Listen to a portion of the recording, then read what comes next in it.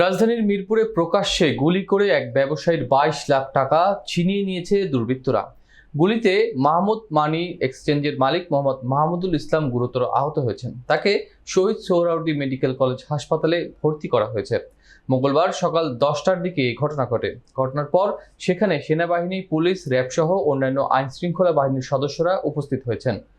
আহত মাহমুদুলের বাবার নাম মৃত জামাল উদ্দিন। পরিবার নিয়ে মিরপুরে বসবাস করেন তিনি। তার গ্রামের বাড়ি কারতা, জামালপুর জেলার মাদারগঞ্জ উপজেলায়। আহত মাহমুদুল জানায়, তার বর্তমান বাসা থেকে মিরপুর 10 নম্বর গোল চক্করে মানি এক্সচেঞ্জ অফিসে যাচ্ছিলেন তিনি। এ সময় স্টেডিয়ামের সুইমিং পুল ও ফায়ার সার্ভিসের মাঝামাঝি আব্দুল বাতেন সড়কে পৌঁছালে দুটি মোটরসাইকেল যোগে 6 জন অজ্ঞাতনামা দুর্বৃত্তরা পথরোধ করে। তারা তার কাছে টাকা দাবি করে। টাকা না দিলে কোমরের বাম পাশে গুলি করে। পরে তার কাছে থাকা 22 লাখ টাকা ছিনিয়ে নিয়ে যায় দুর্বৃত্তরা। তিনি আরও জানান, স্থানীয় লোকজন তাকে উদ্ধার করে স্থানীয় একটি হাসপাতালে নিয়ে যায়। পরে উন্নত চিকিৎসার জন্য শহীদ সোহরাওয়ার্দী মেডিকেল কলেজ হাসপাতালে পাঠানো হয়। বর্তমান সেখানে তার চিকিৎসা চলছে।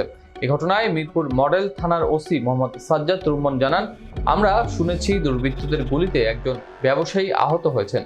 পরে সংবাদ পেয়ে তাৎক্ষণিক মিরপুর বিভাগের সহকারী উপ পুলিশ কমিশনার সহ ঘটনাস্থলে উপস্থিত হয়ে ঘটনার সাথে সম্পৃক্ত অপরাধীদের শনাক্তের চেষ্টা করা হচ্ছে। স্বজনদের মুখে জানা গেছে, আহত ব্যবসায়ীর কাছ থেকে 22 লাখ টাকা ছিনিয়ে নেওয়া হয়েছে।